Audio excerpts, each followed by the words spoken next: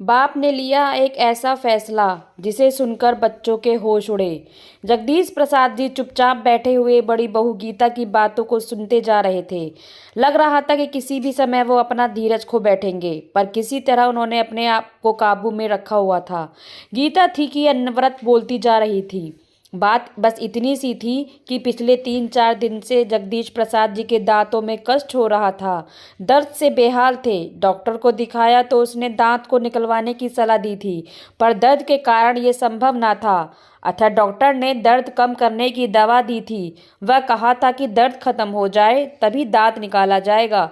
दांत दर्द की वजह से वे कुछ खा पी नहीं रहे थे, इसलिए बहू को खिचड़ी बनाने के लिए कहा था, पर उसने 2 सूखी चपाती और सूखी सब्जी बेटे के हाथ भिजवा दी। जगदीश प्रसाद जी ने थाली को हाथ भी नहीं लगाया और अब बहू गीता जोर जोर से चिल्ला चिल्ला कर बोल रही थी कि जब खाना नहीं होता तो पहले से ही बता दिया करो, कितना भी करो इनके नखरे खत्म नहीं होते।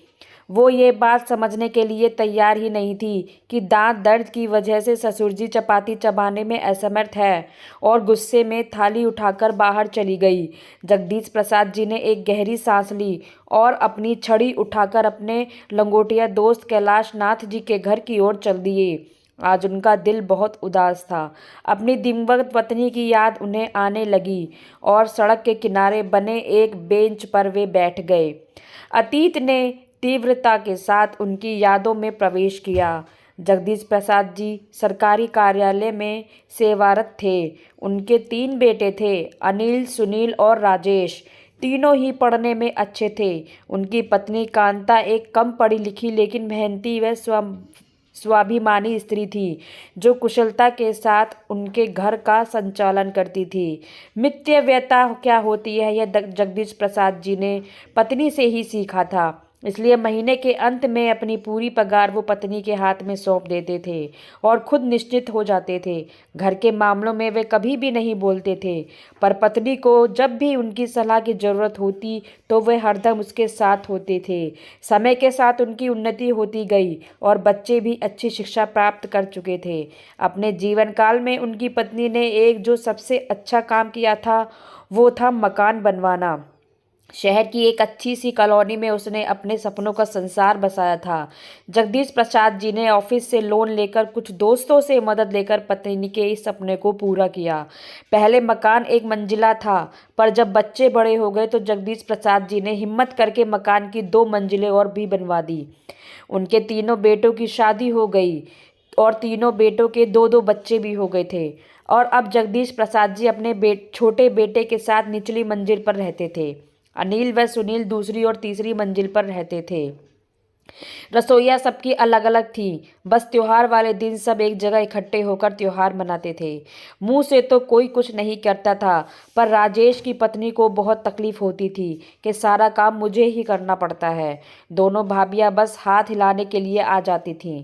उधर दोनों का कहना था कि भाई रसोई तो तुम्हारी है तो जिम्मेदारी भी तुम्हारी है, पर ये बातें कभी भी झगड़े का रूप धारण नहीं कर पाती थी, क्योंकि कांता जी खुद भी एक मेहनती महिला थी, जो उम्र के इस दौर में भी चुस्त दुरुस्त थी। सारा दिन कुछ न कुछ करते रहना उनकी आदत थी। इसी कारण काम को लेकर बहुएं ही उन पर निर्भर थीं। जगदीश प्रसाद जी जब भी अपनी पत्नी के साथ बैठते थे तो कहते थे कि अब हमें किसी प्रकार की चिंता नहीं है, पेंशन तो आएगी ही, बस आराम से गुजारा हो जाएगा। जवानी में जो सपने मैं तुम्हारे पूरे नहीं कर पाया वो अब करूँगा। और पत्नी हल्के से मुस्कुरा मुस्कुरा कर अपनी सहमति प्रकट कर देती थी। पर जगदीश प्रसाद जी का ये सपना कभी पूरा नहीं हो पाया और एक दिन पत्नी उन्हें अचानक छोड़कर हमेशा के लिए चली गई। जगदीश प्रसाद जी के तो जैसे दुनिया ही उजड़ गई, पर होनी को कौन टाल सकता है।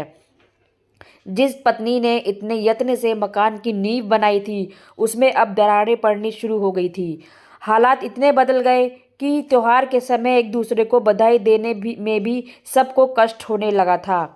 सब अपनी अपनी गृहस्थी में मस्त हो गए थे। एक अकेले जगदीश प्रसाद जी ही रह गए थे जो सब कुछ समझ रहे थे, पर उम्र के इस दौर में अपने आप को असहाय सा महसूस करने लगे थे। 2 दिन पहले ही वो जब अचानक घर में घुसे तो उन्हें बेटों व बहुओं की आवाज़ सुनाई दी।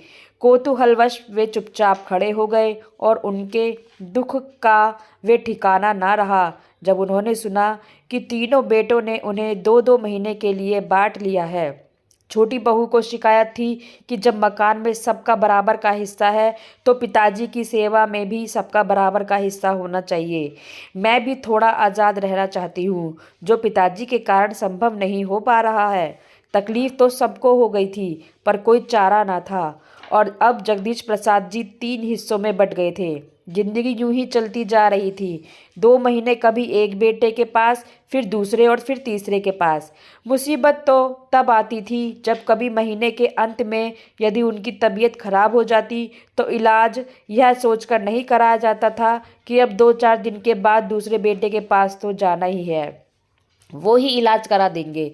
आज जगदीश प्रसाद जी के सब्र का बांध टूट गया था। 2 दिन पहले ही उन्होंने दांत निकलवाया था। उनका दिल कुछ मीठा, कुछ गरम, कुछ नरम खाने को हो रहा था।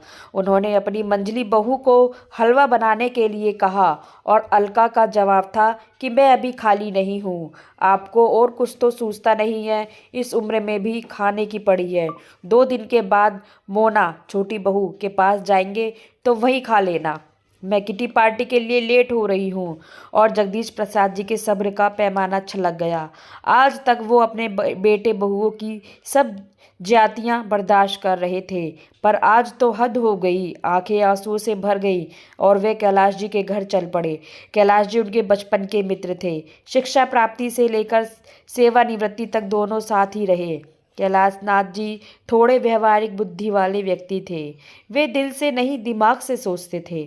उन्होंने अपने दोस्त को कई बार समझाया था कि थोड़ा रोब रखा करो, किसी बात की तुम्हें कमी है, मकान भी अभी तुम्हारे नाम है। बेटे बहू भी जब भी सिर पर बैठने की कोशिश करें तो धमकी दे दिया करो कि किसी को भी हिस्सा नहीं दूंगा। पर जगदीश प्रसाद जी को ये बात नामंजूर थी। उनका कहना था कि जब मकान बनवाया ही बच्चों के लिए है तो ऐसा सोचना किस लिए।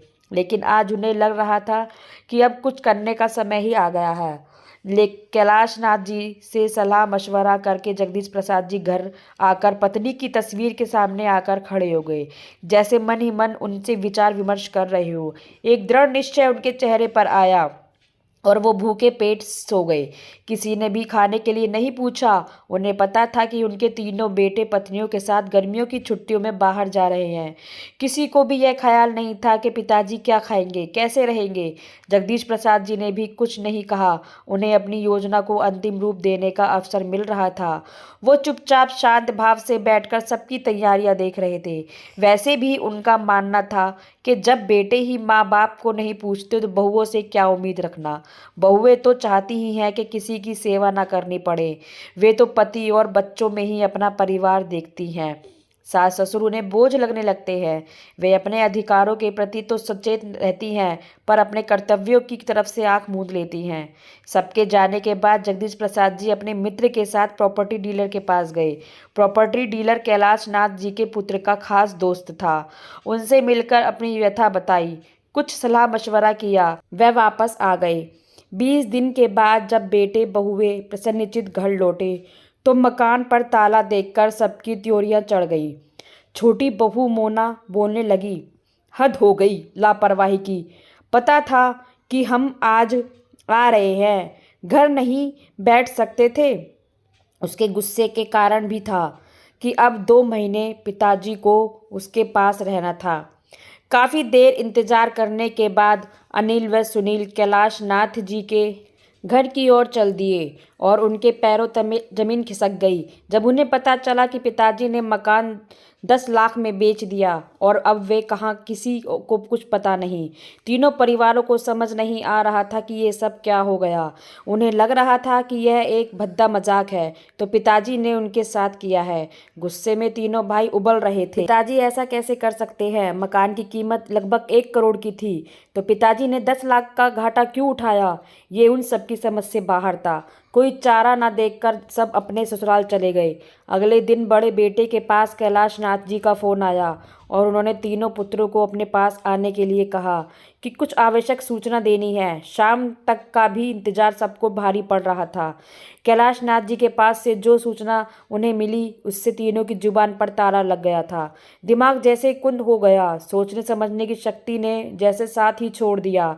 कैलाश नाथ जी के अनुसार जगदीश प्रसाद जी हरिद्वार चले गए और उन्होंने वहां पर एक घर ले लिया है और अब वहीं रहेंगे। ये समाचार पूरे परिवार पर एक भारी प्रहार था। बहुत अनुनय विनय करने पर कैलाश नाथ जी से वे पिताजी का पता प्राप्त कर सके और हरिद्वार की ओर उड़ चले। पिताजी का यह कदम उनकी समझ से बाहर था। हरिद्वार पहुंचकर पिताजी को देखकर एक और झटका लगा। पिताजी तो प्रसन्नचित्त और स्वस्थ लग रहे थे। बेटे बहुओं को देखकर उनके होठों पर मुस्कान आ गई। प्रसन्न दिल से उनका स्वागत किया और दीपक कहकर किसी को आवाज़ दी। आवाज़ सुनते ही 10-11 साल का एक लड़का सामने खड़ा हो गया।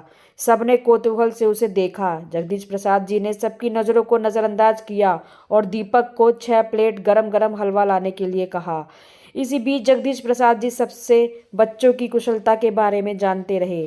बेटे एक दूसरे की तरफ देख रहे थे कि कौन पहल करे, पर किसी की हिम्मत नहीं हो पा रही थी कुछ पूछने की। इतने में दीपक एक ट्रे में 6 प्लेट लेकर आ गया और सबको एक एक प्लेट पकड़ा दी।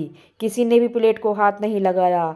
किसी को बोलते न देखकर जगदीश प्रसाद जी ने कमान अपने हाथ में ली और बोलने लगे, तुम सबको हैरानी हो रही होगी और गुस्सा भी आ रहा होगा कि पिताजी को ये क्या सनक सवार हो गई, लेकिन कारण भी तुम लोग ही हो। मैंने और तुम्हारी माँ ने तुम लोगों को कभी भी किसी प्रकार की कमी नहीं आने दी।